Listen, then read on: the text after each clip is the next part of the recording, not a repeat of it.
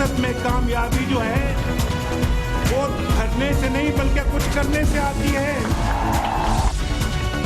जमहूरियत को नवाज शरीफ की बादशाहत से खतरा है।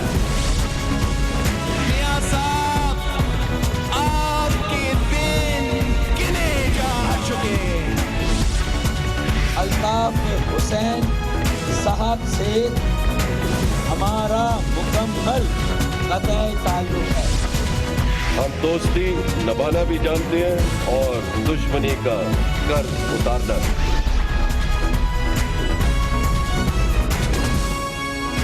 आप देख रहे हैं खबरों, तबसरों और तज्जियात पर मबनी पाकिस्तान का सबसे मोतबर न्यूज शो दुनिया कामरान खान के साथ। अस्सलाम वालेकुम, मैं हूं कामरान खान। हुकूमत यानी पाकिस्तान मुस्लिम लीग नून और तहरीक इंसाफ के दरमियान जारी सियासी कशमकश अब सड़कों और सियासी मैदानों से सुप्रीम कोर्ट ऑफ पाकिस्तान में मुंतकिल हो चुकी है, जहां पर सबसे बड़ा मार्का है वो उसका ताल्लुक है पनामा पेपर्स के हवाले से, जो कि सुप्रीम कोर्ट में अभी जारी है।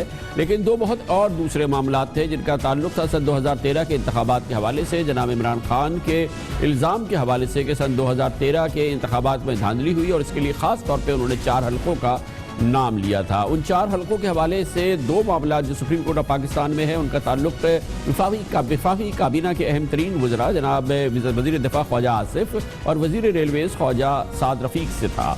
आज इस हवाले से एक बहुत अहम फैसला सुप्रीम कोर्ट ऑफ पाकिस्तान का आया है, जिसने बहुत ही बूस्ट किया है मुराल को। पाकिस्तान मुस्लिम लीग नून के इखलाकी और कानूनी शिकस्त हुई है तहरीक इंसाफ को, जब सुप्रीम कोर्ट ऑफ पाकिस्तान ने सियालकोट से जनाब ख्वाजा आसिफ के हल्के NO 110 में दोबारा इलेक्शन कराने के लिए तहरीक इंसाफ के उम्मीदवार उस्मान डार की दरख्वास्त मुस्तरद कर दी।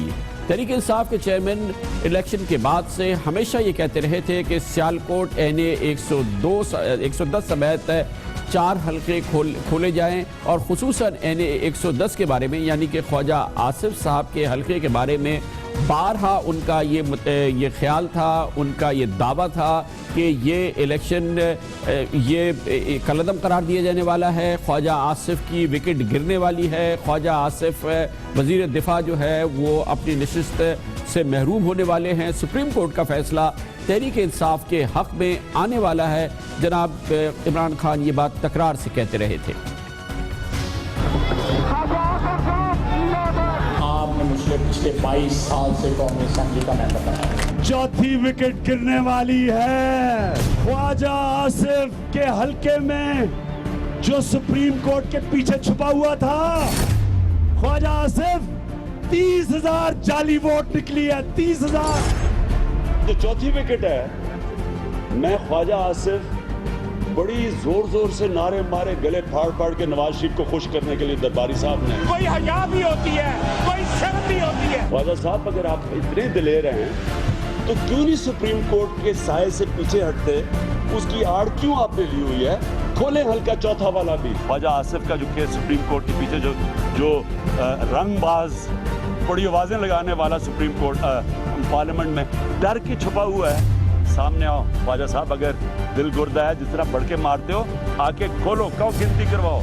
आज सुप्रीम कोर्ट ऑफ पाकिस्तान ने फैसला ख्वाजा आसिफ के हक में दे दिया। चीफ जस्टिस जनाब अनवर ज़हीर जमाली की सरबराही में सुप्रीम कोर्ट के 3 रुकनी बेंच ने आज इस केस की समाअत की और इसके दौरान जनाब जस्टिस अनवर ज़हीर जमाली ने कहा कि इंतखाबी अमल की बड़ी खामी यह है कि इलेक्शन कमीशन के पास इंतखाबी रिकॉर्ड रखने की जगह ही नहीं है। सरकारी मालखाने में इलेक्शन रिकॉर्ड ज़ाया हो जाए तो जीता हुआ उम्मीदवार जिम्मेदार नहीं हो सकता। इसी बुनियाद पर आज ये शॉर्ट ऑर्डर दिया है सुप्रीम कोर्ट ऑफ पाकिस्तान ने।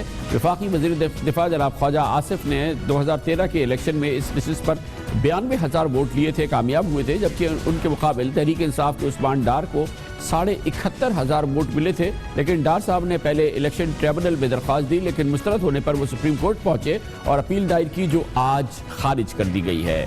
3 और हल्के जिनके बारे में इमरान खान साहब का मुसलसल इसरार रहा था कि इनके नताइज सामने आने चाहिए, इनको रिकाउंटिंग होनी चाहिए, जिसको उन्होंने भरपूर तरीके से चैलेंज किया था। उसमें एक हल्का था लाहौर NA 125, जहाँ ख्वाजा साद रफीक ने तहरीक इंसाफ के हामिद खान को शिकस्त दी थी।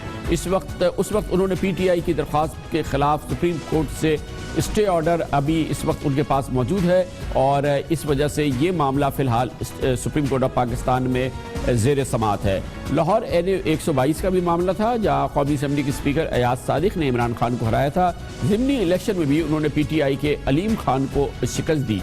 लोधरा में एक और मामला था जहां NA 154 था, जहां सिद्दीक बलोच ने जहांगीर तरीन को हराया, लेकिन ज़िमनी इलेक्शन में जहांगीर तरीन ने भारी अक्सरियत से ये इलेक्शन जीत लिया था। इसकी दिलचस्प बात यह है कि मुस्लिम लीग नून के ख्वाजा आसिफ के जो आज का जो फैसला हुआ है उसमें ख्वाजा आसिफ के और जनाब उस्मान डार दोनों के वकिला का ताल्लुक पाकिस्तान पीपल्स पार्टी से था। जनाब ख्वाजा आसिफ के करीबी रिश्तेदार हैं सेनेटर फारूक एचनाइक, गो के वो पाकिस्तान पीपल्स पार्टी के मुस्तनद रहनुमा हैं।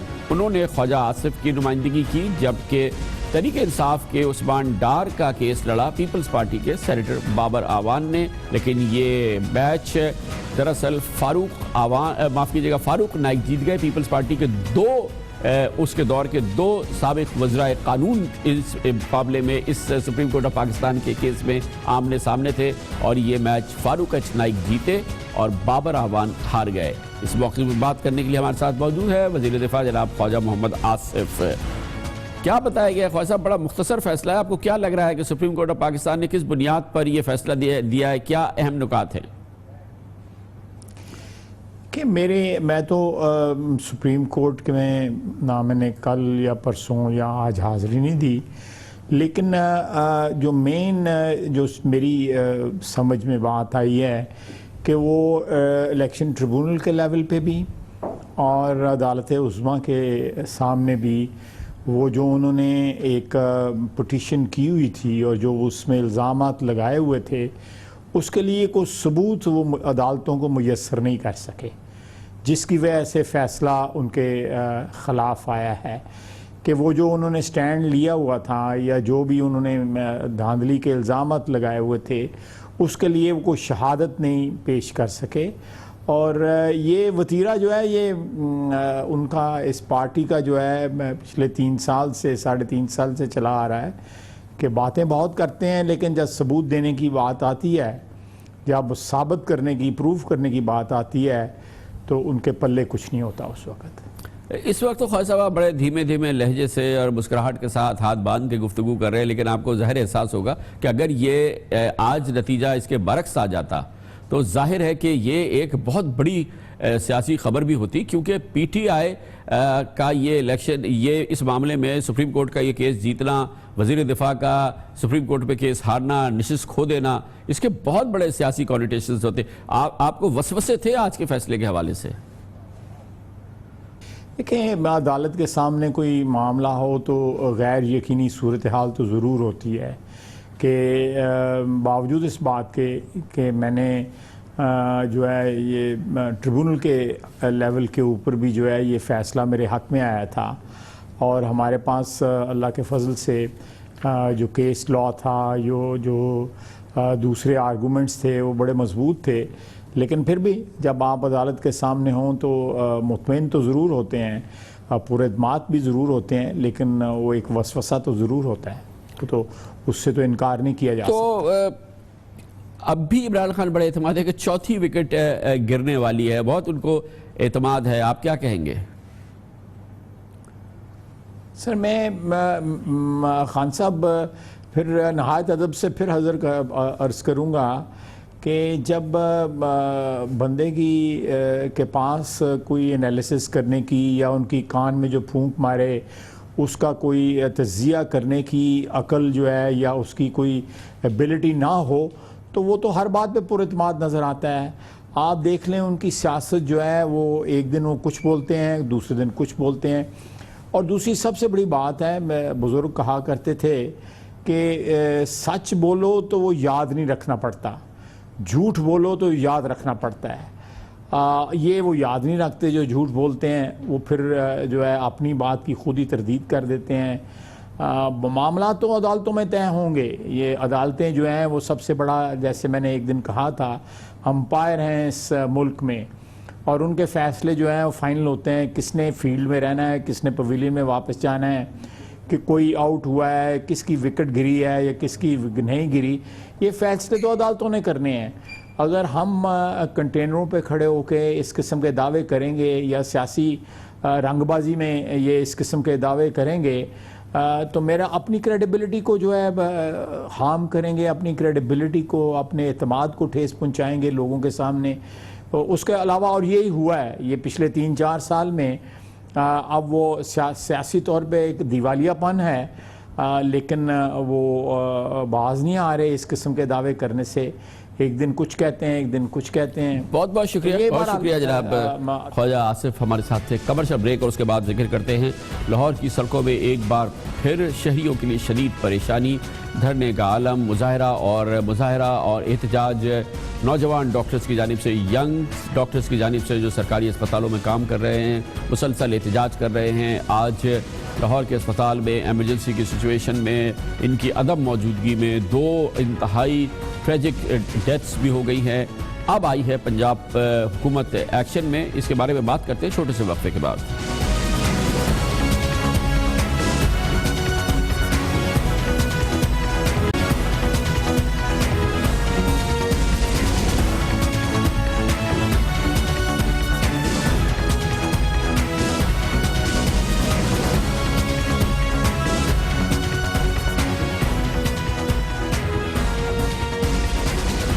Welcome back. मुसलसल तीसरा दिन था कि लाहौर में शहरी ज़िंदगी बुरी तरह से मुतासिर हुई है। मॉल रोड पर वो धरना जो कोई सियासी जमात नहीं बल्कि यंग डॉक्टर्स दे रहे हैं, वो यंग डॉक्टर्स जो कि सरकारी अस्पतालों में काम करते हैं, उसकी वजह से शहरी ज़िंदगी बुरी तरह से मुतासिर हुई है और जिसकी वजह से न सिर्फ ट्रैफिक जैम्स हुए हैं, शहरियों को शदीद मुश्किलात का सामना करना पड़ा है तीसरे दिन मुसलसल। दूसरी जानिब कैफियत सरकारी अस्पतालों के एमरजेंसीज में बहुत ज़्यादा ख़राब नज़र आती है। डॉक्टर्स मुसलसल स्ट्राइक पर हैं, एहतजाज कर रहे हैं और आज इसकी वजह से एक गैर मामूली सूरत हाल पैदा हुई है जब इनके काम छोड़ने की वजह से, एमरजेंसी में ना होने की वजह से आज सुबह एक 1.5 साल बच्ची का मेयो हॉस्पिटल में इंतकाल हो गया। कल एक दिल का मरीज भी टाइमली उसको अटेंड नहीं किया गया था तो उसका इंतकाल हो गया था। आज इस हवाले से हुकूमत पंजाब का महकमा सेहत हरकत में आया। उसने इन 2 अमवात का नोटिस लेते हुए 15 डॉक्टर्स और 5 नर्सेज को फौरी तौर पर बरतरफ कर दिया, जिसके बाद यंग डॉक्टर्स ने एमरजेंसी वार्ड में काम तो शुरू कर दिया लेकिन उनका धरना और एहतजाज फिर भी जारी था। इम्पॉर्टेंट बात यह है कि इस एक्शन के बाद डॉक्टर्स तेज़ी से एमरजेंसी की तरफ वापस लौट के आए, लेकिन उनका धरना जारी रहा। शहरी ज़िंदगी बुरी तरह से मुतासिर होती रही और आज लाहौर में क्या हुआ इस हवाले से आपको दिखाते हैं। अपने नुमाइंदे सुहेल फैसल की ये रिपोर्ट।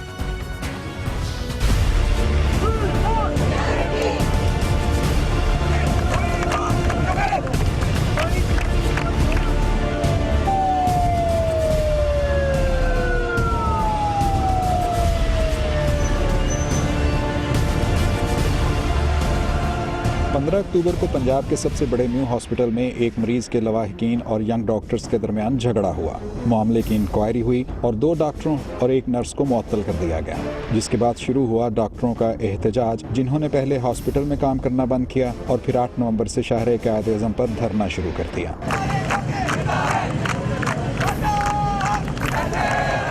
धरने के बाइस लाहौर की मरकजी शाहरा और इससे मुल्हिका सड़कों पर ट्रैफिक का निज़ाम बुरी तरह मुतासिर रहा और हर तरफ अफरा तफरी के मनाज़र देखने में आते रहे। एक तरफ ये सूरत हाल थी तो दूसरी तरफ डॉक्टरों के एहतजाज के बाइस न्यू हॉस्पिटल में भी काम मुतासिर होना शुरू हो गया, जिस दौरान मेहमत एजेंसी से लाई गई एक बच्ची सना फ़खर दम तोड़ गई। इस पर हुकूमती जिम्मेदारान का भी सख्त रद्द-ए-अमल सामने आया और सूरत हाल में बेहतरी के लिए नए एडहॉक डॉक्टर्स की तैनाती का अमल शुरू कर दिया गया। ना इनसे कोई मुज़ाकरात होने, हमने इनको ऑफर की थी कि दोनों जो मुअत्तल डॉक्टर हैं वो आए डिपार्टमेंट में, अपनी अपील जमा कराएं, हम उस पर वाइस चांसलर की एक सीनियर कमेटी बना देते हैं, वो दोबारा उस मामले को देखेगी और मेरिट में देखेगी। इस हद तक हम अपील सुनने की हद तक जरूर तैयार हैं। हुकूमती इक़दाम के बाद हड़ताली डॉक्टर्स ने भी काम पर वापस आना शुरू कर दिया, लेकिन सूरत हाल में बेहतरी आने से पहले लाहौर के इलाके गवाल मंडी के एक रहायशी मोहम्मद सादिक को दिल का दौरा पड़ने पर हॉस्पिटल लाया गया, लेकिन डॉक्टरों के मौजूद न होने के बायस उसकी सांसों की डोर टूट गई। जब हम हॉस्पिटल लेके गए थे उस वक्त उनको डॉक्टर मिल जाते और उनका कुछ इलाज मुआवजा कर जाते तो हो सकता था हमारे बाप हमारे सर पे जो थोड़ी और साया हमारी जो उनका रहता है।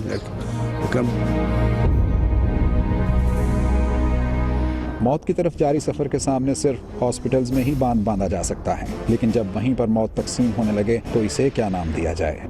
किसने कितना जीना है, इस फैसले का इख्तियार सिर्फ एक ज़ात के पास है और मसीहाओं का काम सिर्फ उस ज़ात की बख्शी हुई जिंदगियों की हिफाजत करना है। लेकिन मोहम्मद सादिक के मामले में हमारे मसीहा अपनी ये जिम्मेदारी पूरी करने में नाकाम रहे। प्रोग्राम दुनिया कामरान खान के साथ के लिए कैमरामैन शहबाज हसन के साथ सुहेल कैसर, दुनिया न्यूज़, लाहौर। इस पूरे मामले में और इस कई दिन से जारी मामले में जिसने लाहौर की एक जानिब इस लाहौर के क़ल्ब में शहरी ज़िंदगी मुतासर की है, दूसरी जानिब सरकारी अस्पतालों में, एमरजेंसी में और दूसरे वार्ड्स में यंग डॉक्टर्स की अदम मौजूदगी की वजह से मरीज़ों के लिए इंतहाई तकलीफ़ का सामान पैदा किया है। बात करते हैं और इसके लिए हमें ज्वाइन किया जनाब ख्वाजा सलमान रफ़ीक ने, जो कि मुशीर बराए सेहत हैं हुकूमत पंजाब के। बहुत बहुत शुक्रिया ख्वाजा साहब। एक 2 हफ्ते से ज़्यादा हो गया है ये वक्त।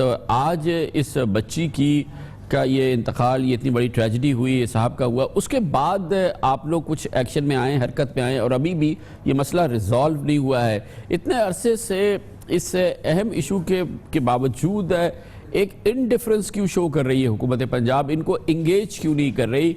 इसको रिजॉल्व करने के लिए कोई बहुत ही प्रोएक्टिव और भरपूर कोई कार्रवाई क्यों नज़र नहीं आई आज से पहले? आज आई नो कि कुछ डिसिप्लिनरी एक्शन किया गया है। कामरा भाई, एक तो हम पहले दिन से सारे मामले को फॉलो कर रहे हैं। हमने इस मामले को बड़ा केयरफुली डील किया। एक अटेंडेंट को टॉर्चर किया गया, वो आपके इल्म में है, वाइस चांसलर की बेटी बनी और जुर्म साबित होने पर 2 डॉक्टर्स को मुअत्तल किया गया, एक नर्स को ट्रांसफ़र किया गया और एक DMS को ट्रांसफ़र किया गया।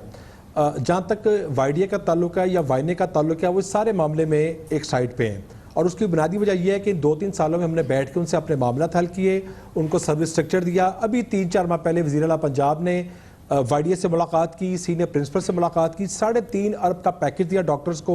इसी महीने, जिस महीने में यह वाक़या हुआ है, हमने 1 अरब रुपया PG ट्रेनिंग्स को मजीद स्टाइपेंड की मद में दिया। यही वजह है कि जब ये मेयो अस्पताल का वाक़या हुआ तो पंजाब के दीगर अस्पताल जो हैं वो अपने तौर पर स्मूथली चलते रहे। इस मामले में बजाय इसके कि अपील की जाती, और अपील का राइट हर एक को है, इस मामले को इन लोगों ने खुद ख़राब किया। OPDs को बंद किया गया, थिएटर्स को बंद किया गया, उनमें एल्फिया डाली गई, एमरजेंसी को बंद करने की कोशिश की गई। मुसलसल vice chancellor, professors, medical superintendent, DMS, senior doctor duty करते रहे।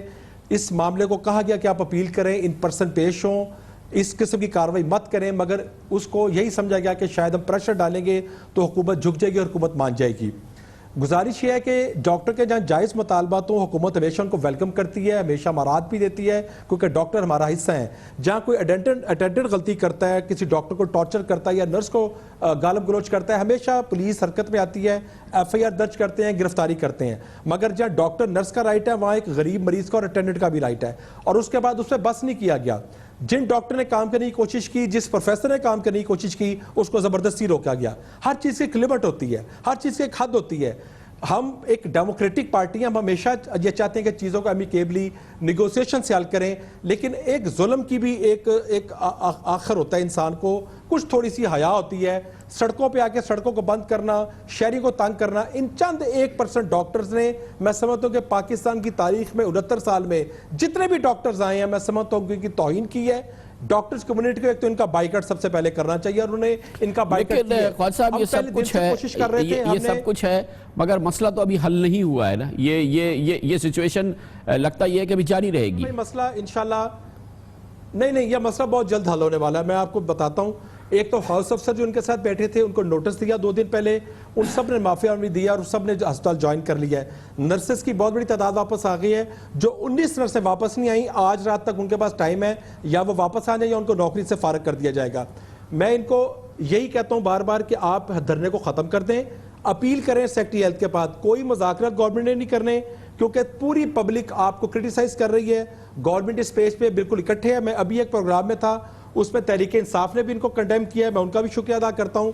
देखिए, ये एक ऐसा इशू है जो कौमी इशू है। चंद लोग अगर पूरे अस्पताल को यरगमाल बना लें तो फिर अस्पताल नहीं चल सकते। कामरान में मैं आपको ये कहना चाहूंगा, हमने नए डॉक्टर भी भर्ती कर लिए हैं, नई नर्सेज आ गई हैं, अस्पताल ने आज 4200 मरीज ओपीडी में चेक किए हैं, इमरजेंसी चल रही है, पुलिस हमने डिप्लॉय करती है। हम मेयर साहब में पुलिस नहीं भेजना चाहते थे, हम चाहते थे कि सीनियर डॉक्टर्स, मगर ये सीनियर की भी इज्जत नहीं करते, ना वीसी साहब की इज्जत करते हैं, ना किसी हेड ऑफ डिपार्टमेंट की इज्जत करते हैं, ना एमएस की इज्जत करते हैं। और मैं ये बात आपके प्रोग्राम के तवज्जुह से क्लियर तौर पे कहना चाहूंगा कि जो यंग डॉक्टर किसी सीनियर की इज्जत नहीं करेगा, अटेंडेंट के ज्यादती करेगा, कानून हरकत में आएगा। और अगर कोई अटेंडेंट भी डॉक्टर के साथ ज्यादती करेगा तो अटेंडेंट के खिलाफ भी कानूनी कार्रवाई की जाएगी। अस्पताल एक डिसिप्लिन की जगह है और यहाँ पे नज़्म ज़ब्त को बरकरार रखा जाएगा। बहुत बहुत शुक्रिया। ख्वाजा सलमान रफीक, हुकूमत पंजाब के मुशीर बराए सेहत हमारे साथ हैं। खबर से ब्रेक और उसके बाद जिक्र करते हैं, ज़ईफ़ुल उम्र हैं, काबिल इज़्ज़त ज़रूर हैं, बहुत काबिल एहतराम है जस्टिस रिटायर्ड सईदुज़्ज़मान सिद्दीकी कल सिंध के गवर्नर का हल्फ उठाएंगे, उस नशिस्त पे बैठ जाएंगे जिसपे 14 साल से जनाब इशरतुल इबाद बैठे थे। इसके बारे में बात करते हैं छोटे से वक्फे के बाद।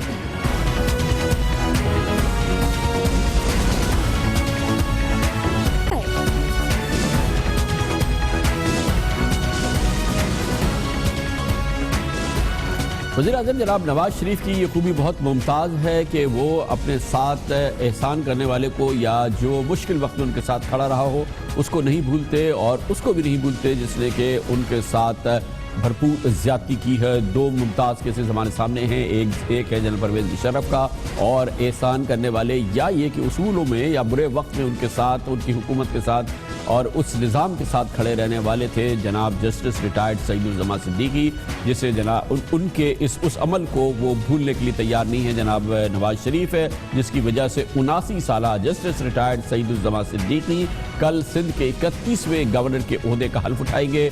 जनाब जस्टिस रिटायर्ड सईदुज़्ज़मान सिद्दीकी तवीलुल उम्री की वजह से इस वक्त जाहिर है कि उनकी सेहत बहुत ही ज़्यादा मिसाली नहीं है, उनके मसाइल हैं और इस वक्त शायद वो मुनासिब तरीन शख्सियत नहीं हो सकते सिंध के गवर्नर के लिए। लेकिन वज़ीर आज़म जनाब नवाज शरीफ सिंध के नामजद governor justice retired Saeeduzzaman Siddiqui का वो किरदार भूलने के लिए तैयार नहीं है जिसका ताल्लुक अक्टूबर 1999 में जनरल रिटायर्ड परवेज़ मुशर्रफ के जानिब से मुस्लिम लीग नून की हुकूमत हटाए जाने के वक्त था, जिस वक्त वो चीफ जस्टिस ऑफ पाकिस्तान थे और उन्होंने जनरल परवेज़ मुशर्रफ के प्रोविजनल कॉन्स्टिट्यूशनल ऑर्डर यानी कि उबूरी आइन के तहत हल्फ उठाने से इनकार किया था और उन तमाम रग़बतों को और पेशकशों को जो लिखी गई थी उन्होंने उसको मुस्तरद किया था, वो आइन के साथ खड़े रहे थे। जिसके बाद जस्टिस सईदुज़्ज़मान सिद्दीकी समेत सुप्रीम कोर्ट के 12 जजेस को इस इनकार करने पे पहले तो उनके घरों में नज़रबंद कर दिया गया था, फिर 27 जनवरी 2000 को उनको बरतरफ कर दिया गया था।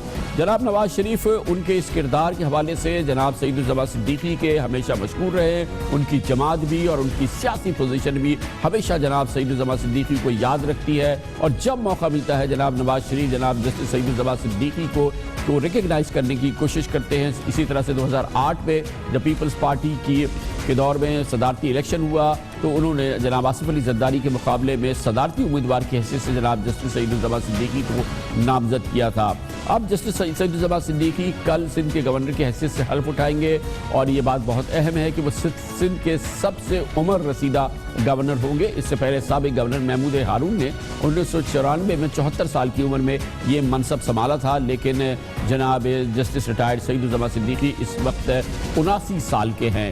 लेकिन एक बात अहम है कि पाकिस्तान के आईन में सदर, वज़ीर आज़म, गवर्नर और वज़ीर आला और रुकन असम्बली के लिए कम से कम उम्र का तो जिक्र है, लेकिन ज़्यादा से ज़्यादा उम्र पर के तयन पर आइन खामोश है। इसलिए ये हर से आइनी अमल है और उम्र रसीदा तवील उम्र लोगों के अहम जिम्मेदारी मिले और वो पब्लिक ऑफिस होल्ड करे, इसकी सबसे रोशन मिसाल जनाब सैयद क़ायम अली शाह की थी, जो कि 89 साल की उम्र तक सिंध के वज़ीर आला के ओहदे पे काम कर रहे थे और अब से चंद माह पहले तक काम कर रहे थे। लेते हैं कमर्शियल ब्रेक, इस दौरान न्यूज़ हेडलाइन देखेंगे, जिसके बाद हमारी आज के दिन की और दूसरी अहम तरीन खबरें जारी रहेंगी। आप देख रहे हैं खबरों, तबसरों और तज्जियात पर मबनी पाकिस्तान का सबसे मोतबर न्यूज शो दुनिया, कामरान खान के साथ। पाकिस्तान और भारत में ये बात बहुत अहम है कि हमारे बहुत सारे मसाइल यकसा हैं। गुर्बत का मसला हो या दूसरे कलीदी मसाइल हो, पाकिस्तान और भारत में कोई फ़र्क नज़र नहीं आता। एक बहुत अहम मसला जो पाकिस्तान और भारत में यकसा है वो है काले धन की रेल पेल, टैक्स ना देने वालों के पास काले धन के अंबार, और ये मसला पाकिस्तान और भारत का मुश्तरका मसला है। अब देखना यह है कि इस मसले को भारत कैसे हल कर रहा है और हम इस मामले में क्या कर रहे हैं। भारत ने इस सिलसिले में एक बड़ी पहल की है, एक बहुत बड़ी गैर मामूली कार्रवाई की है। भारत के वज़ीर आज़म नरेंद्र मोदी ने मंगल के रोज यानी परसों, जब सारी दुनिया परसों रात उसकी तवज्जो बरकोश थी अमरीकी सदारती इंतखाबात में, वो अचानक कौम से खिताब के लिए नमूदार हुए मंगल की शब रात 8 बजे के करीब, और उन्होंने भारत में मौजूद काले धन पर एक बम गिराया जब उन्होंने ऐलान किया कि वो फौरी तौर पे भारत में 1000 और 500 रुपए के करेंसी नोट खत्म कर रहे हैं, और उन्होंने कहा कि इनकी मुद्दत अगले 4 घंटों में यानी परसों रात 12 बजे खत्म हो जाएगी। इसके साथ ही उन्होंने कहा कि कल यानी कि कल गुजरी हुई कल बुध को भारत के तमाम बैंक बंद रहेंगे। उन्होंने बैंक हॉलिडे का ऐलान कर दिया, और इसके साथ ही उन्होंने कह दिया कि ये तमाम रकूब जिनके पास भी मौजूद हैं वो बैंकों में जमा कराएं, और उसके साथ ही बताएं कि उनके पास ये कैश रकम कहां से आई है और उसको साबित करें अपने इनकम टैक्स रिटर्न्स के साथ। गैर मामूली और इनकलाबी कदम था जो भारत के वजीर आजम नरेंद्र मोदी ने उठाया। To break the grip of corruption and black money, we have decided that the 500 rupee and 1000 rupee currency notes presently in use will no longer be legal tender from midnight tonight, that is 8th November 2016. This means that these notes will not be acceptable for transaction from midnight onwards. आज भारत ने 2000 और 500 रुपए के नए note जारी कर दिए। आज से बैंक खुले, और अब लोगों से कहा गया है कि जिनके पास 500 और 1000 रुपए के नोट्स हैं वो इन्हें 50 दिन के अंदर यानी 10 नवंबर से 30 दिसंबर तक अपने बैंक अकाउंट्स या डाकखानों में जमा करा सकेंगे, और जिसमें 1000 रुपए के छोटे नोटों में तब्दील किया जा सकता है, लेकिन उन्हें बताना होगा कि ये कैश रकम वो कहां से लेकर आए हैं। पूरे भारत में इस हवाले से खलबली मच चुकी है, और इसकी सबसे अहम बात यह है कि ये काले धन के खिलाफ, अनडॉक्यूमेंटेड मनी के खिलाफ और काले धन की रेल पेल के खिलाफ एक भरपूर कार्रवाई है जिसमें इस वक्त पूरे भारत में हलचल मची हुई है। काले धन के खिलाफ केंद्र सरकार की बड़ी मुहिम। आज से 500 और 1000 के पुराने नोट बंद हो गए हैं। याद रखिएगा, तकलीफ और परेशानी सिर्फ उसे होगी जिसका काला धन था। पीएम मोदी ने 500 और 1000 के नोट पर बैन लगाकर ऐसी चोट की है कि एक झटके में भ्रष्टाचारियों से लेकर आतंकियों तक के मंसूबों को करारा झटका लगा है। 500 रुपए और 2000 रुपए के नए नोट जारी किए जाएं। नए डिजाइन के साथ साथ इसके जो सिक्योरिटी फीचर्स हैं, यानी कि जो सुरक्षा मापने वाली चीजें हैं, वो अब इनहैंस्ड होंगी। इसके जरिए काला धन और भ्रष्टाचार को रोकने में एक बड़ी कामयाबी सरकार उम्मीद कर रही है। जिन लोगों को ये समझ नहीं आया कि वो काले पैसे का क्या करें, चौंकाने वाले मामले में उत्तर प्रदेश के बरेली में 500 और 1-1000 के करोड़ों रुपए को जला दिया गया। अब भारत टारगेट कर रहा है एक बहुत बड़ा सरमाया जो कि काले धन की शक्ल में या अनडॉक्यूमेंटेड अमाउंट्स की शक्ल में भारतीयों के पास मौजूद है। कहा जा रहा है कि भारत की दुनिया भर में 500 और 1000 रुपए के जेर गर्दिश नोटों की कुल मालियत इस वक्त 228 अरब डॉलर यानी तकरीबन 15,000 अरब भारतीय रुपए है, जो अब बैंकों से टैक्स नेट की छलनी से निकलकर दोबारा आवाम को मुंतकिल हो सकेगा। यानी कि तमाम रकम बैंकों में आएगी और भारत की हुकूमत फैसला करेगी, उसको छानेगी कि ये रकम साफ है, सफेद है काली है या ग्रे है, और ये एक बहुत बड़ा इनकलाबी कदम है जो कि इस वक्त भारत में हो रहा है। भारत में 500 और 1000 रुपए के नोट बंद करने के बाद भारत में तो बंद कर दिए गए हैं, लेकिन अब हम पाकिस्तान का जिक्र करते हैं जहां पर 1000 या 500 के नहीं 5000 रुपए के नोट गर्दिश करते हैं। 5000 के नोट का बड़ा कलीदी किरदार होता है दूसरे मामलात के अलावा पाकिस्तान में रिश्वत अदा करने में और बड़ी रिश्वत अदा करने में। 5000 रुपए के नोट की एक बंडल जो है वो 5 लाख रुपए का होता है, 5 बंडल 25 लाख रुपए के और 20 बंडल 1 करोड़ रुपए के, और आसानी से 1 करोड़ रुपए एक थैले में एक जगह से दूसरी जगह मुंतकिल हो जाते हैं। इस तरह से एक जानिब ये 5000 रुपए का नोट है। पाकिस्तान में इनामी बॉन्ड्स की भी एक रकम है जो कि काले धन को इस्तेमाल करने के लिए, उसको पार्क करने के लिए इस्तेमाल होता है। पाकिस्तान में 40,000 रुपए का भी इनामी बॉन्ड मौजूद है जो हुकूमत पाकिस्तान ने दिया हुआ है, और ये पाकिस्तान में काले धन का वो जरिया है जिसकी वजह से पाकिस्तान की कुल आबादी की 1% से भी कम अफराद इनकम टैक्स अदा करते हैं। पूरे पाकिस्तान में 1% से कम अफराद टैक्स अदा करते हैं। पाकिस्तान में 1 करोड़ 50 लाख अमीर अफराद टैक्स नेटवर्क में शामिल ही नहीं है। हमारे आदाद शुमार एक मुहतात अंदाजे के मुताबिक कहते हैं 1.5 करोड़ लोग ऐसे हैं जो कि कभी उन्होंने अपने आप को रजिस्टर नहीं कराया। गुज़िश्ता साल सिर्फ 3,94,170 अफराद ने इनकम टैक्स दिया। सिर्फ 3,94,170 अफराद ने पाकिस्तान में इनकम टैक्स दिया। टैक्स अदायगी के एतबार से पाकिस्तान को दुनिया में 153वां नंबर हासिल है। पाकिस्तान दुनिया में 153वें नंबर पर है जहां पर लोग टैक्स देते हैं, निचली तरीन सतह पर है। पाकिस्तान में हुकूमत ने अगर कोशिश की कि ताजरों को या जो पैसे लोग कमाते हैं उनको टैक्स रेट में लाने की कोशिश की जाए तो उस पर हुकूमत को इंतहाई सख्त और इंतहाई नापसंदीदा रद्द अमल का सामना करना पड़ा।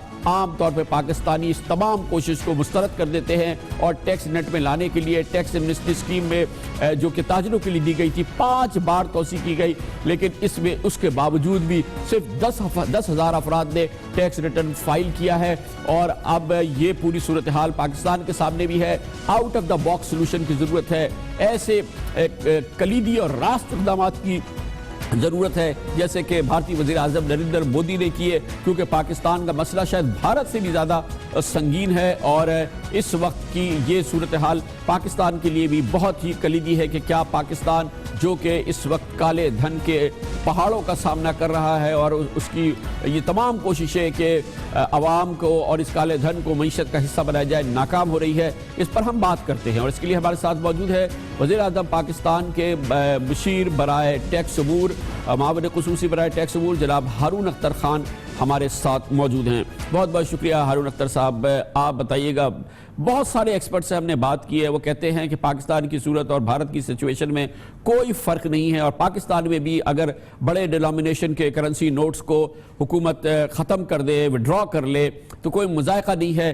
कोई तो ऐसी चीज़ हुकूमत कार्रवाई करे जिससे कि वो लगे कि इस क्राइसिस सिचुएशन को वो निमटने की कोशिश कर रही है, जैसे नरेंद्र मोदी ने ये एक सीक्रेट एक ऑपरेशन किया और उसके ज़रिए उन्होंने पूरे भारत को हिला दिया।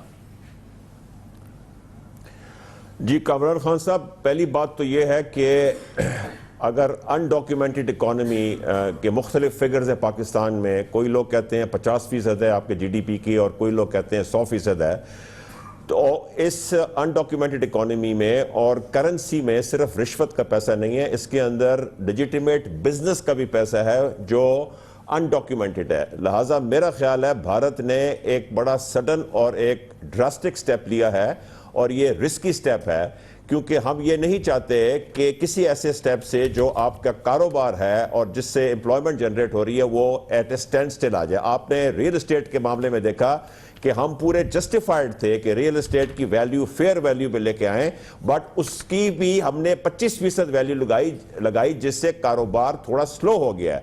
लिहाजा हम बिट्स एंड पीसीज में कर रहे हैं। हमने ट्रेडर्स के साथ किया, हम उनको फाइलर बनाने में नाकाम हो गए मगर उनके ऊपर टैक्स लगाने में कामयाब हो गए। हमने नॉन फाइलर्स पे टैक्स बढ़ा दिए, हम building sector, real estate sector को डॉक्यूमेंटेशन में लेके आ रहे हैं।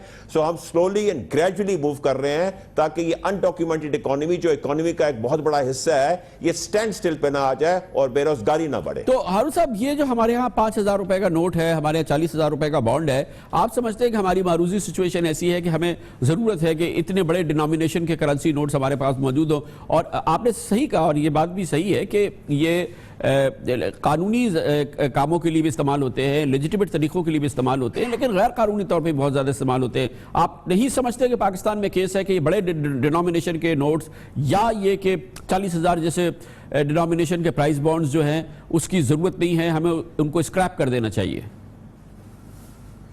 कामरान खान साहब, इसके ऊपर गवर्नमेंट ने गौर किया है। फाइनेंस मिनिस्टर इसहाक डार साहब ने 2 साल पहले एक टैक्स रिफॉर्म कमीशन बनाई थी जिसमें पाकिस्तान के बेशतर नामवर टैक्स एक्सपर्ट्स और टैक्स लॉयर्स थे। उनकी कई रिकमेंडेशन में से 2 मेजर रिकमेंडेशन ये थी कि जो हमारे हाई डिनोमिनेशन के करेंसी नोट्स हैं खासतौर पे 5,000 रुपए के और हाई डिनोमिनेशन के प्राइस बॉन्ड्स हैं खासतौर पे 40,000 के, इसको डिसकंटिन्यू करें। तो गवर्नमेंट ने इसके ऊपर गौर किया है, बट अभी हमने वो मुनासिब नहीं समझा कि इसको हम सडनली खत्म करें। क्यों? क्योंकि आपकी सारी इकोनॉमी जो है एक सडन जर्क से हिल सकती है। जैसे आपने कहा कि प्राइस बॉन्ड्स लेजिटिमेट पर्पसेस के लिए भी इस्तेमाल होते हैं और प्राइस बॉन्ड एक गरीब की इन्वेस्टमेंट भी होते हैं और हुकूमत के लिए डेट इकट्ठा करने का सबसे सस्ता जरिया होते हैं। तो इसकी सारी कंसीडरेशन जहन में रखते हुए इस चीज को हम छेड़ेंगे, बट ये डेफिनेटली अंडर डिस्कशन और फोकस में आई है और इंशाल्लाह आइंदा भी आएगी। अच्छा, ये देखें ना, असल बात ये है कि प्राइम मिनिस्टर मोदी ने ये शो किया है कि आपको आउट ऑफ द बॉक्स जाना पड़ता है, आपको बड़ा रिस्क लेना पड़ता है, आपको बड़े फैसले करने पड़ते हैं और फिर उसके असरात नजर आते हैं। आप लोगों के जो फैसले हैं वो बड़े डोसाइल किस्म के, सटल किस्म के, ठंडे ठंडे, आहिस्ता आहिस्ता, कोई बड़ी चीज़ नहीं करते, कोई बड़ा जैसे कि भारत ने पहले टैक्स एमनेस्टी अनाउंस की। ये नहीं है कि एक रात को उन्होंने ये नोट स्क्रैप कर दिए, इससे पहले एक तवील अरसे के लिए उन्होंने एमनेस्टी दी। जिसके पास अनडॉक्यूमेंटेड पैसे वो आए, ये टैक्स दे, ये पेनल्टी दे और अपने पैसे वाइट करा ले। मगर आप लोगों की तरफ से कोई इस तरह की चीज़ बड़ी नज़र नहीं आती है। बहुत सही ऑब्जर्वेशन है कामरान खान साहब, मगर मैं आपको 2 पॉइंट बताता हूं। एक तो हम OECD की multilateral convention on tax assistance के मेंबर बन चुके हैं, it is a major step. दूसरा, हमने स्विस गवर्नमेंट के साथ एक मेमोरेंडम ऑफ अंडरस्टैंडिंग किया है, अनदर मेजर स्टेप।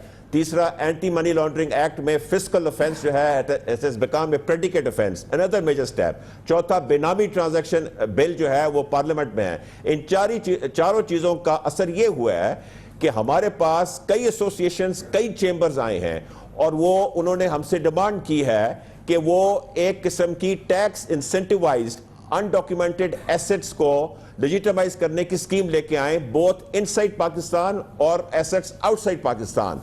सो इसके ऊपर हमारे पास बहुत ज्यादा बिजनेस कम्युनिटी की रिक्वेस्ट आ रही है, बट इसके ऊपर अभी हमने गौर करना शुरू नहीं किया। जिस तरह हम घेरा तंग कर रहे हैं, लोगों की मजबूरी हो रही है कि अपना अनडॉक्यूमेंटेड पैसा डॉक्यूमेंटेशन के तरफ लेके, बट हम एक तरीके के साथ चलना चाहते हैं, हम जर्क्स नहीं दे सकते इकोनॉमी को। कामरान खान साहब, बहुत बहुत शुक्रिया जनाब हारून अख्तर खान साहब।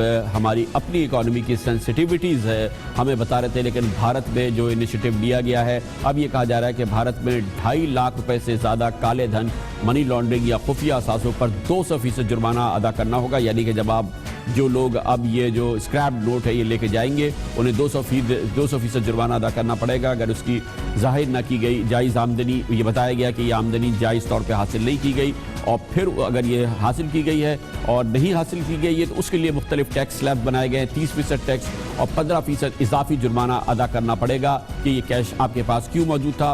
ये भी भारत में कहा गया है कि 30 दिसंबर तक अकाउंट होल्डर्स अपने अकाउंट से यकमुश्त सिर्फ 10,000 रुपए और एक हफ्ते में 20,000 रुपए कैश निकलवा सकेंगे।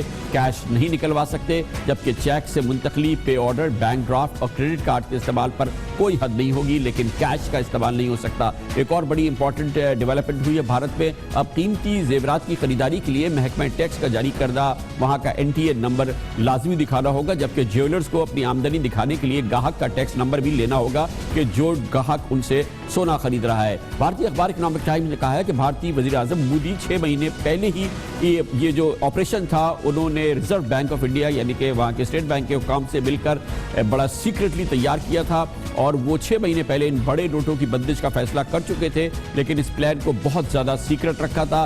भारत के रिजर्व बैंक ऑफ इंडिया ने आज से 2000 रुपये और 500 रुपये वालियत के नए नोट जारी किए हैं जो बैंकों से टैक्स दहिंदगान को ही या जो टैक्स दहिंदगान को ही जारी होंगे, यानी कि जो टैक्स पेयर हैं वही सिर्फ वो ले सकते हैं और जो टैक्स पेयर नहीं है वो नहीं ले सकेगा, उसको रजिस्टर कराना होगा अपने आप को। भारतीय आवाम ने उनके प्राइम मिनिस्टर ने जो ये मेजर लिया है नरेंद्र मोदी साहब ने और करप्शन के खात्मे के लिए, काले धन के खात्मे के लिए आवाम ने उसको बहुत पसंद किया है इंडिया में। परेशानी हुई, इसमें कोई शक की बात नहीं, परेशानी हुई, लेकिन जिससे देश को फायदा हो वो काम होना चाहिए। अच्छी पहल। मोदी जी सही काम किए हैं, लेकिन उनके गाइडलाइन पर जो बैंक को काम कर रहा, बैंक काम नहीं कर रही है। 2 घंटा में अभी तक जितने लाइन में खड़े थे सारा का डिस्पोजल हो जाता। ये तो क्रिएट कर रहे हैं। इसको हम लोग बहुत बढ़िया मूव समझते हैं। कुछ दिनों के लिए कुछ लोगों के लिए परेशानी हो रही है, बाकी ऑल इंडिया समझ लो, ऑल पब्लिक के लिए आगे चल के इसका बहुत बड़ा बेनिफिट होगा। हम मोदी जी को इस बात में बहुत बधाई देते हूँ, जो एक काम किया बहुत अच्छा, ब्लैक मनी के लिए जो उठ पड़ के उनने लगाया, ठीक किया। ब्लैक मनी अगर निकालना है तो इसके पॉइंट ऑफ व्यू से सही फैसला है, आई अप्रिशिएट इट। बहुत अच्छा स्टेप है। आज हम जो पढ़े लिखे जो जनरेशन है, हम चाहते हैं कि हर चीज़ पक्के में हो, सब काम अच्छे से हो, साफ सुथरा काम होगा तो हम भी खुश रहेंगे, करप्शन कम होगा तो हमारे लिए ही बेनिफिट है। ये चीज़ हमें समझना बहुत ज़रूरी है। In long run it's going to benefit the economy और मेरे अकॉर्डिंग तो एक जस्ट लाइक नायक मूवी एक ही न्यू नायक पीरियड है for the Indian economy. I really appreciate the move. Logic लाए प्रधानमंत्री जी, बहुत अच्छा लॉजिक है। फैसला प्रधानमंत्री जी ने अच्छा लिया है।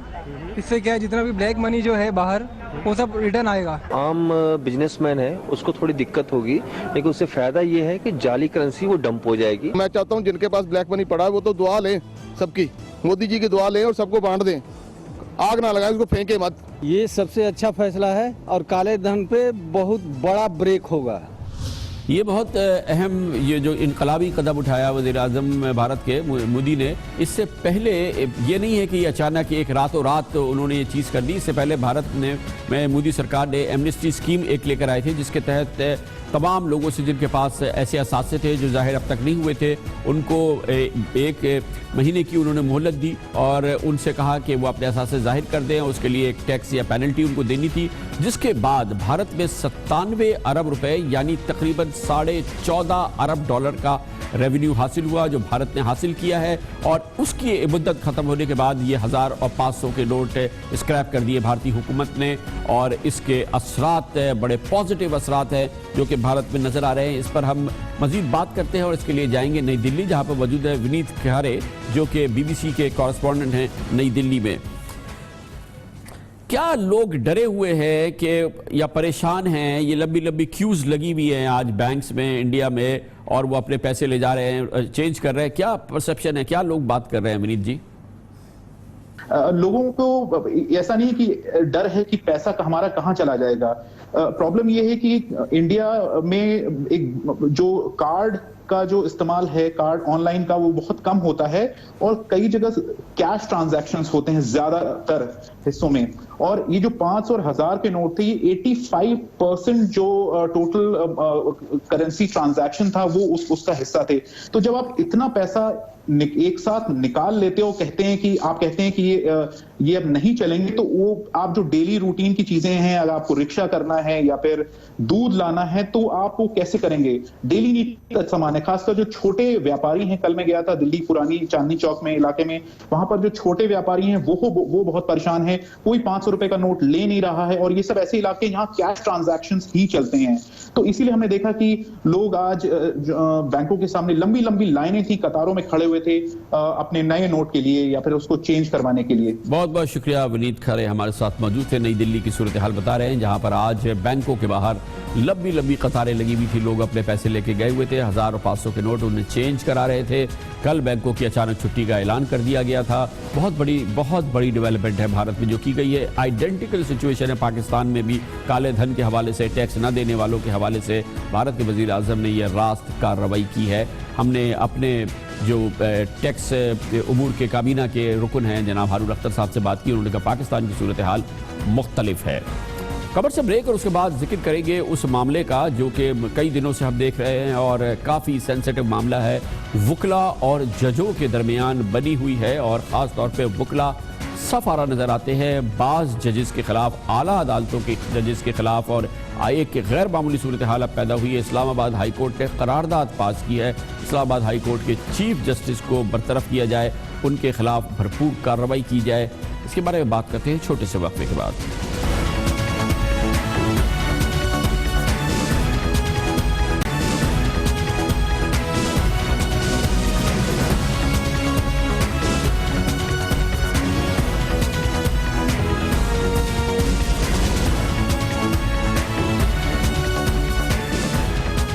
पाकिस्तान के अदालती और कानूनी निज़ाम को एक इंतहाई नापसंदीदा मुश्किल सूरत हाल का आजकल सामना है और वो है टेंशन जज बेंच और बार के दरमियान, यानी कि जजेस और वकला के दरमियान। इसके कई वाक़यात मुसलसल सामने आ रहे हैं और जिससे इस बात का इजहार हो रहा है कि बहुत कशीदा सूरत हाल है उमूमी तौर पे वकला और जजेस के दरमियान या कुछ जजेस के दरमियान और कुछ वकला के दरमियान। मगर आज इस सिलसिले में एक और बहुत अहम डेवलपमेंट हुई है जब Islamabad high court bar association ने एक मुत्तफ़क़ा करारदाद के जरिए chief justice Islamabad high court justice Anwar कासी से इस्तीफ़े का मुतालबा कर दिया। जजेस और वकला के दरमियान ये एक और बड़ा तनाज़ा खड़ा हो गया। आज Islamabad high court bar association इस हवाले से नज़रों में रही, खबरों में रही। आज इसकी करारदाद में कहा गया कि चीफ जस्टिस अनवर कासी जस्टिस इकबाल हमीदुर रहमान की तरह अपना इस्तीफ़ा पेश कर दें।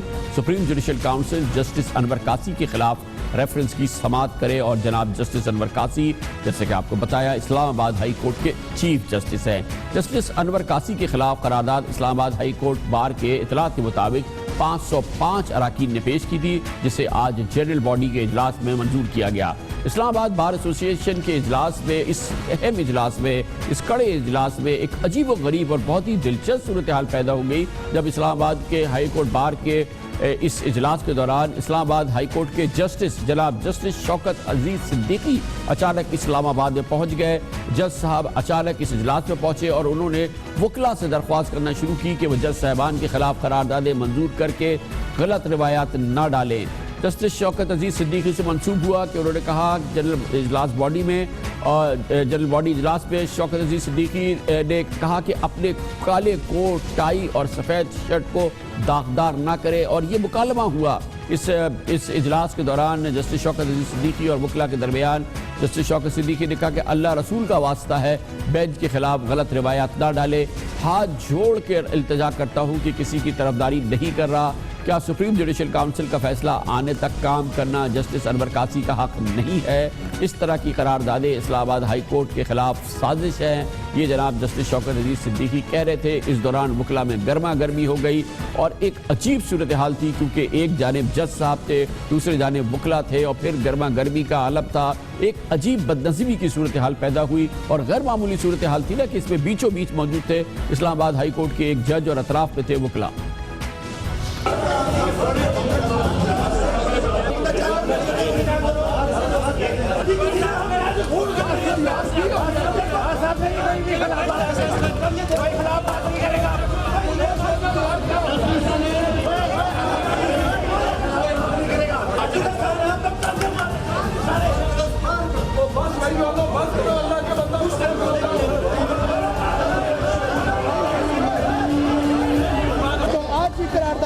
कैरी हो गई कि 209 के तहत जल्दी फैसला उसका होना चाहिए। बहुत शुक्रिया।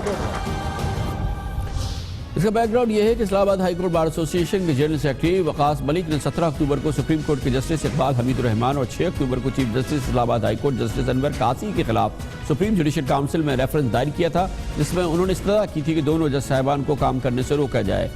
इस वक्त सुप्रीम जुडिशल काउंसिल में जिन साहिबान के खिलाफ दरख्वास्तें ज़ेर इल्तवा हैं उनमें सुप्रीम कोर्ट से मुस्ताफ़ी होने वाले जज जनाब जस्टिस इकबाल हमीदुर रहमान, वो इस्लामाबाद, इसके अलावा इस्लामाबाद हाई कोर्ट के चीफ जस्टिस जनाब जस्टिस अनवर कासी, चीफ जस्टिस जनाब शौकत अजीज सिद्दीकी जो कि आज इस इजलास के दौरान पहुंचे थे, पेशावर हाई कोर्ट के justice Dawood Khan, Lahore high court के जस्टिस फ़ारूक इरफान और जस्टिस शाहिद डार और जस्टिस मजहर अकबर नकवी शामिल हैं।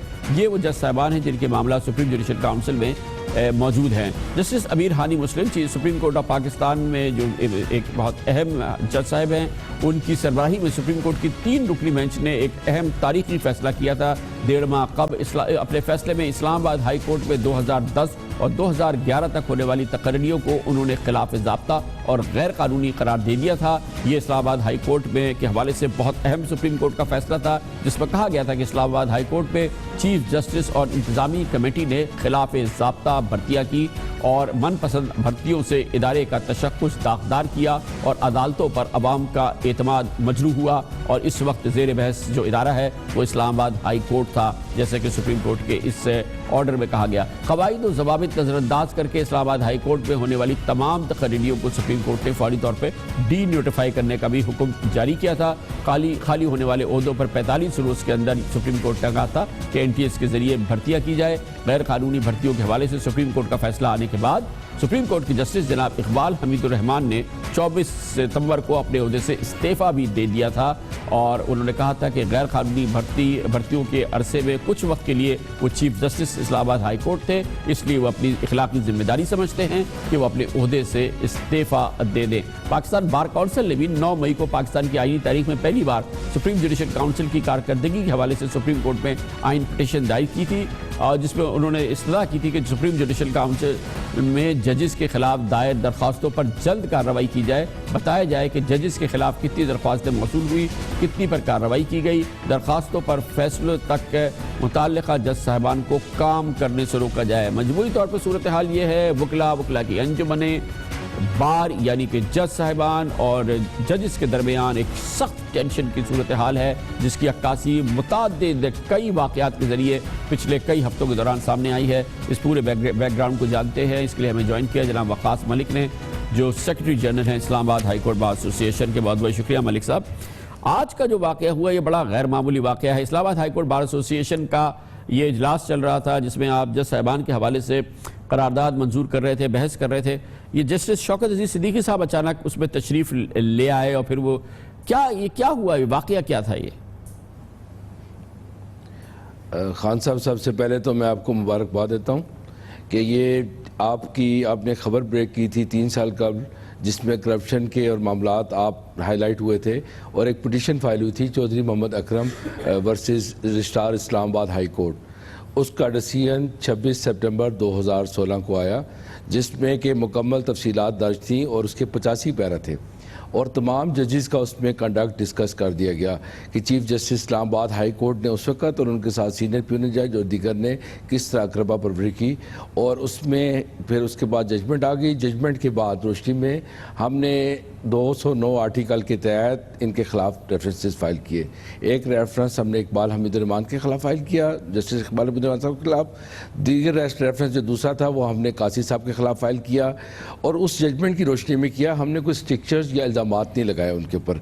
हमारा एक मुतालबा था कि एक जजमेंट आ चुकी है, सुप्रीम कोर्ट का डिसीजन आ चुका है, जिसके अंदर सबका कंडक्ट बराबर डिस्कस हो चुका है, उसके अंदर कोई बहाम नहीं है, वो एक क्लियर कट वर्डिक्ट है सुप्रीम कोर्ट का और सुप्रीम कोर्ट की जजमेंट वैसे भी बाइंडिंग है अदरवाइज भी तमाम मतहत अदालतों के ऊपर।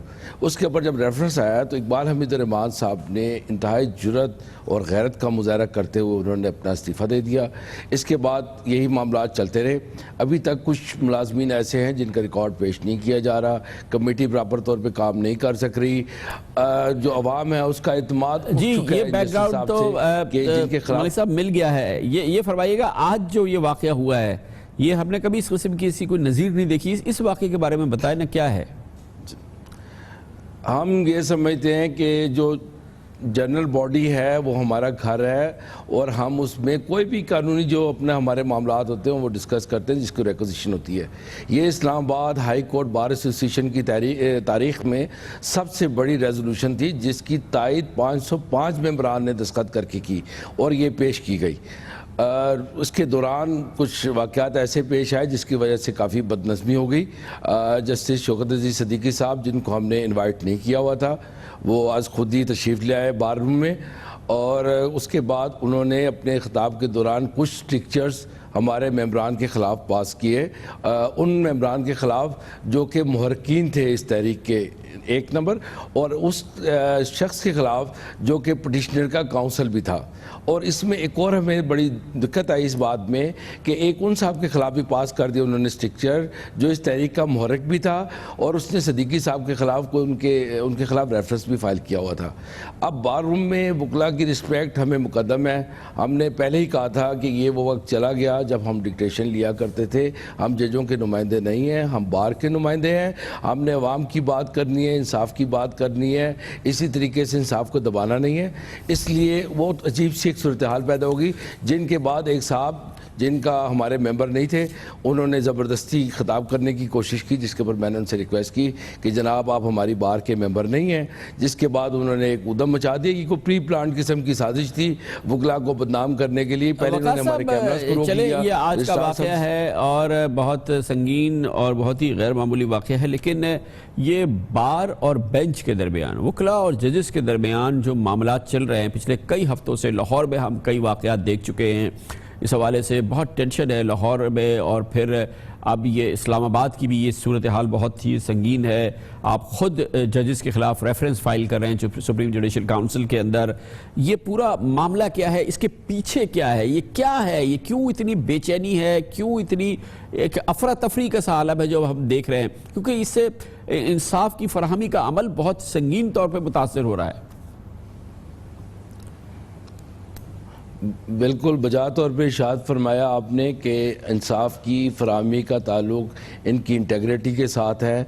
जिस जज के ख़िलाफ़ एक आपको कटकना केस का मैं रेफरेंस दे दूं, एक लफ्ज़ था कि malice is floating on the surface, जिसके ऊपर राशिद अजीज़ भट्टी साहब ने और मलक क़यूम साहब ने, राशिद अजीज़ साहब उस वक्त जज सुप्रीम कोर्ट थे और मलक क़यूम साहब जज हाई कोर्ट थे, दोनों ने एक लफ्ज़ के ऊपर खुद इस्तीफ़ा दे दिया। और इस कज़िये में पड़े नहीं वो लोग कि उन्होंने इसकी रिस्पेक्ट करते हुए उन्होंने ऑनर से, डिग्निटी से, इससे अवाम के ऊपर जो जब इस किस्म की जजमेंट्स आती हैं तो पब्लिक किस तरीके से उनका अपने पास इनके सामने अपना केस पेश करेगी। ये दोबारा इनको बिठा दिया जाएगा क्या, दोबारा गलत तकरीरियाँ करेंगी क्या, ये गलत निज़ाम दोबारा चलता रहेगा। इसको रोकना भी है। उसके लिए हम बिल्कुल अवाम की आवाज़ है और अपनी जो हमारी ड्यूटीज़ हैं as a officer of the court वो हम अदा कर रहे हैं। हम किसी की खुदा ना खास्ता अभी तक हमने कोई ऐसा स्लोगन, कोई नारा, कोई तालाबंदी, कोई इस किस्म का हमने तो कोई ऐसा अमल किया ही नहीं।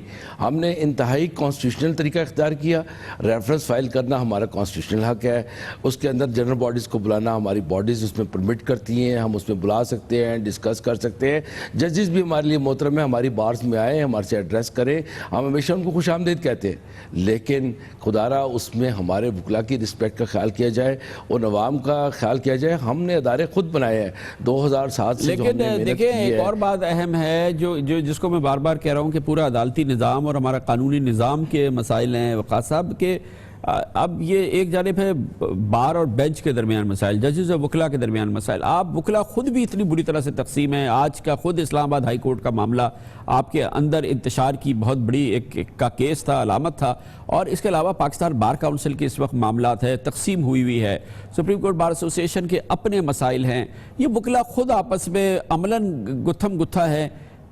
ये बहुत ही ख़राब इम्प्रेशन है, ये बहुत ही ख़राब तासुर है पूरी हमारी लीगल कम्युनिटी के हवाले से अवाम के जहन में। बिल्कुल बजा फरमा रहे हैं आप, ये तासुर गलत जा रहा है, ये तासुर बिल्कुल नहीं होना चाहिए।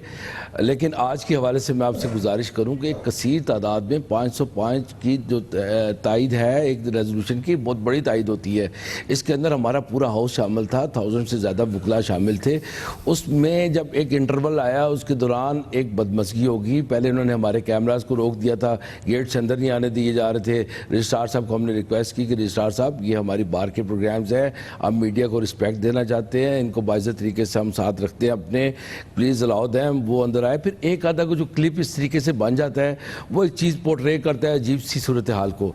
अल्लाह के फजल से जो आज की रेजोल्यूशन थी ये मुत्तफ़िका तौर पर करारदाद, जिसमें प्रेसिडेंट साहब, मैं खुद, हमारी पूरी बॉडी ने, हमारी बार काउंसिल उसमें मौजूद थी। बहुत शुक्रिया जनाब, आज हमारे साथ टाइम का इस वक्त इशू है। बहुत बहुत शुक्रिया इस मौजू पर इतना ही टाइम हमने मुख्तस किया था। कमर्शियल ब्रेक और उसके बाद जिक्र करते हैं एक बार फिर हुकूमत सिंध, एक बार फिर मोहतरमा बेनज़ीर भुट्टो शहीद की लेगेसी। और अब वो मामला है जिसका नाम ही मोहतरमा बेनज़ीर भुट्टो शहीद ट्रॉमा सेंटर है।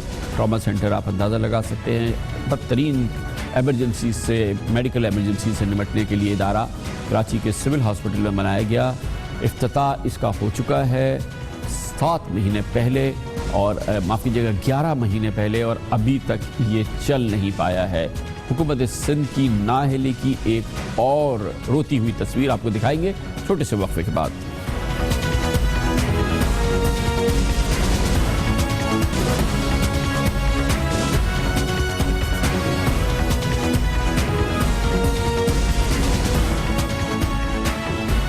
सिंध हुकूमत की नाअहली की एक और तस्वीर हम आज आपको दिखा रहे हैं। ये रोती हुई तस्वीर है, इसलिए रोती हुई तस्वीर है कि इस प्रोजेक्ट का नाम मोहतरमा शहीद बेनज़ीर भुट्टो के नाम से रखा गया था।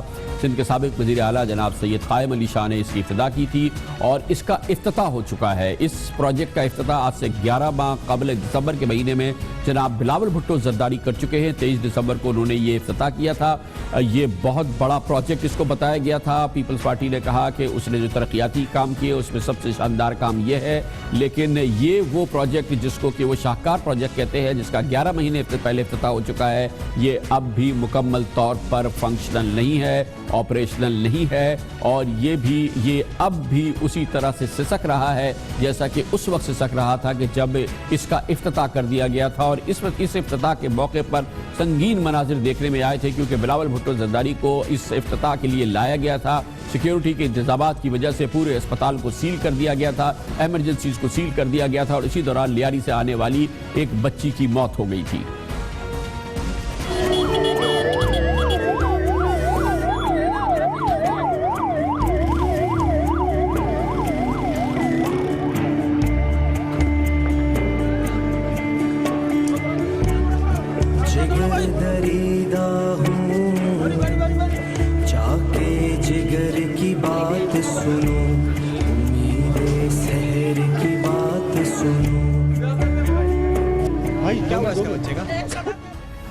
ट्रेजेडी यह है कि अरबों रुपए के ट्रॉमा सेंटर की मनसूबाबंदी इतने नाक़िस अंदाज में की गई कि इसके कई हिस्सों को मुतादिद बार तोड़कर नए सिरे से तामीर किया गया, यानी कि बने बनाए हिस्सों को तोड़ना पड़ा है।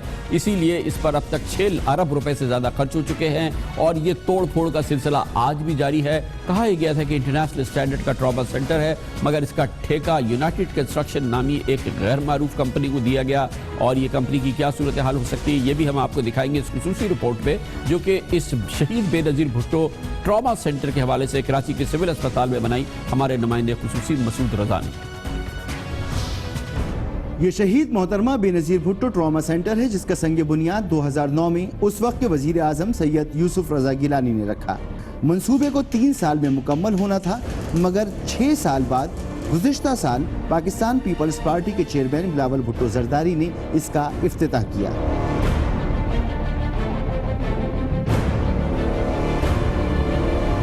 मगर ये ट्रॉमा सेंटर 7 साल बाद आज भी नामुकम्मल है। ये खूबसूरत और वसीओ अरीज 14 मंजिला इमारत कमज़ोर प्लानिंग के साथ तामीर की गई। नतीजा ये कि इसके अक्सर शोबे काबिल इस्तेमाल नहीं हैं।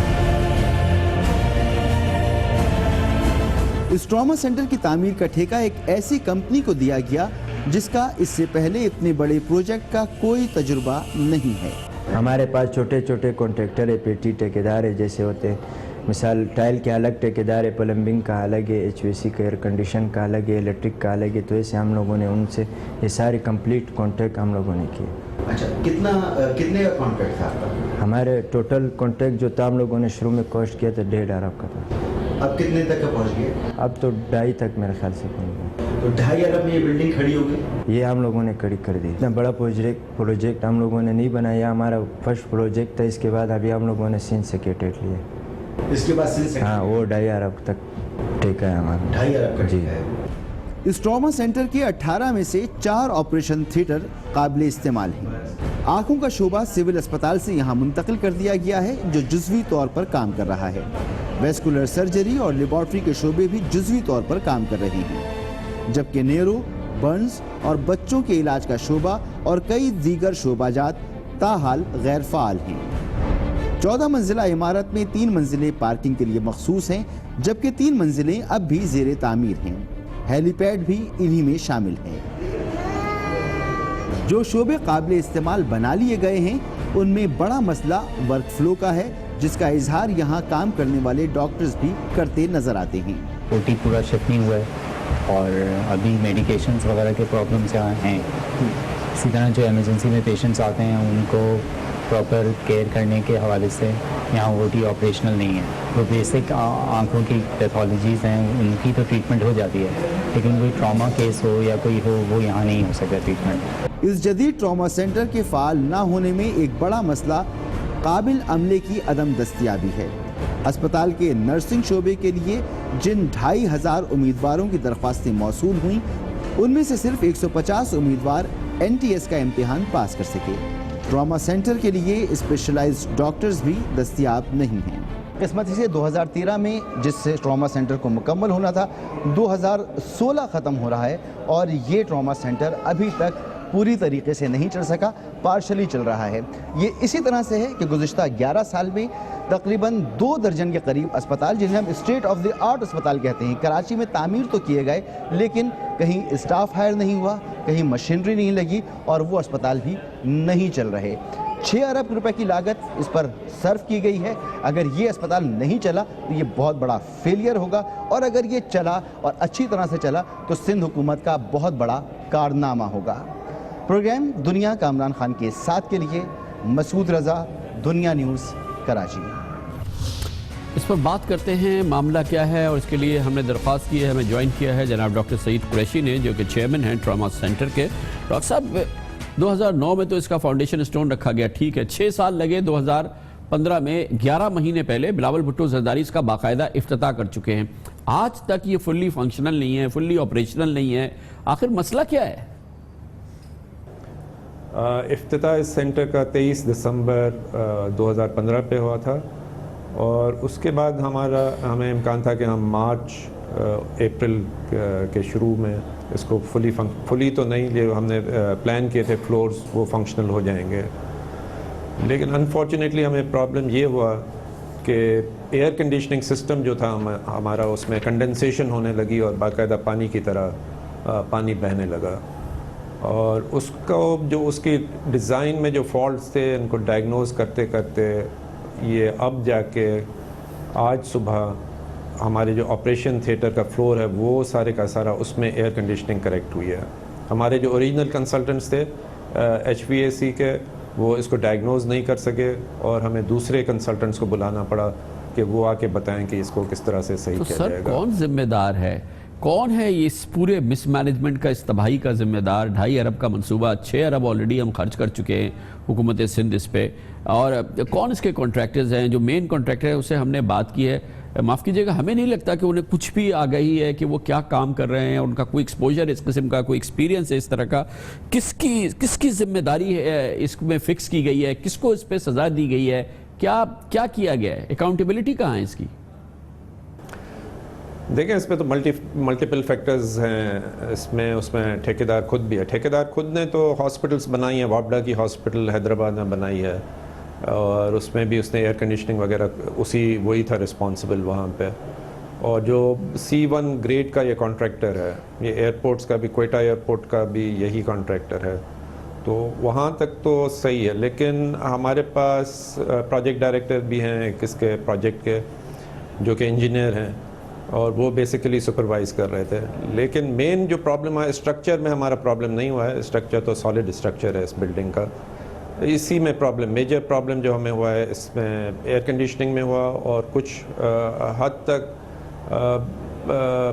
पानी के सप्लाई में और प्लम्बिंग में हुआ है, जो कि हमने करेक्ट करवा दिए हैं वो प्रॉब्लम्स। तो दूसरे एक और थोड़ा सा माइनर प्रॉब्लम है, जो कि अब उसका वो बस कंडक्ट बे है वो अब आ गया है, क्योंकि हमारे पास जो जनरेटर्स हैं वो कनेक्ट होने हैं बिल्डिंग के साथ, और वो एक केबल के थ्रू थे।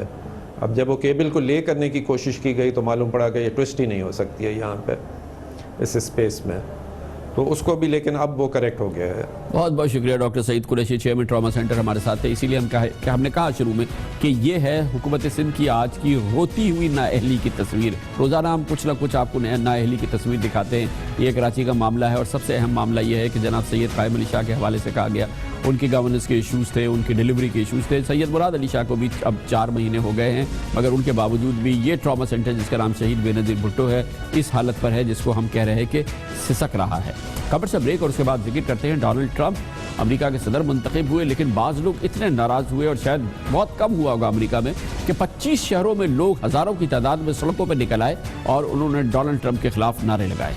इसके बारे में बात करते हैं छोटे से वक्फे के बाद।